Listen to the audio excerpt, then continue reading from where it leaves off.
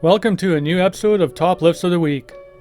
I started a new training cycle this week, and we are back at week number 1. Deload was skipped, and I will reevaluate at the end of this cycle whether to deload or not. It will all be based on how my body will be feeling at that time. Reps are back to 3 sets of 5, with the last set being as many reps as possible. Also, volume has returned to 65, 75, and 85% of my starting numbers, which I did add 5 pounds to my upper body lifts and 10 pounds to my lower body lifts. I managed to get an extra rep on my last set of bench, with 210 on the bar for a total of 6 reps. I was happy with this, and it was a great start to the week, as well as the training cycle.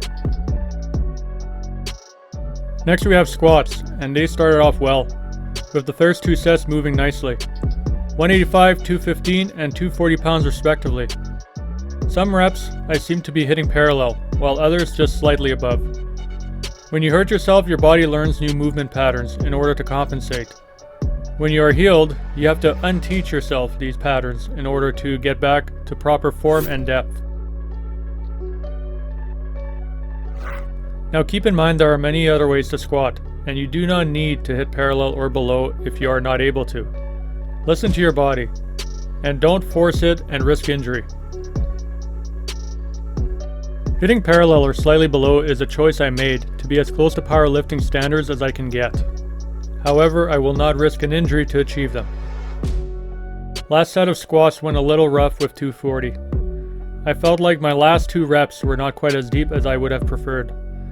No matter how close you feel like you are on form, there is always opportunity for improvement. I stuck to the minimum of 5 reps for my last set. The seated press seems to be moving better from week to week. I still feel like my wrists are bent too far back, and the head bobbing is not perfect. There is progress though. I use the false grip or thumbless grip on my press. I feel I can get more drive on this lift using this grip. I may just try regular grip next week to see if this helps with the wrist bend, and if I can manage similar levels of power. By the way, never use the false grip on the bench press. You don't want to increase the chances of the bar falling on you, safeties or not. That is something crazy AJ would do, and don't be like him. I really don't think he knows what he's doing. Last set felt like a grind for every rep. I stuck to 5 reps to play it safe and not risk any unwanted injuries. Last we have the deadlift at 235, 270, with the final set at 305.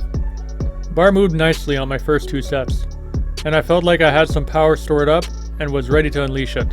I also managed to hit a PR on each of my accessory lifts for this training day. We all get those training days where everything seems to go like clockwork, and that you feel stronger than usual. Embrace these days and push hard, and you will accomplish some great things. Not at the risk of injury, however. Still focus on form, and when in the gym, safety is number 1, and should not be sacrificed at the expense of ego. On my final set, I was on a mission to hit a new 1 RM. I needed to beat my previous of 416. To achieve this, I needed a minimal of 11 reps with 305 on the bar. It felt like a daunting task, however I turned off my brain and grinded it out with someone calling out the reps as I pulled. Final result? Well, count the reps and see for yourself.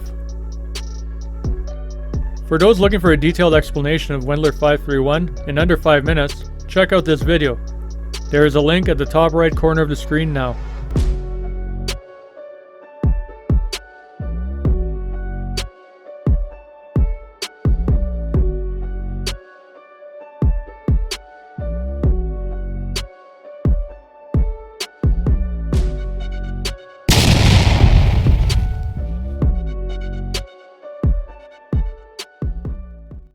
Thank you for watching, everyone. Don't forget to subscribe, and while you are at it, watch another video.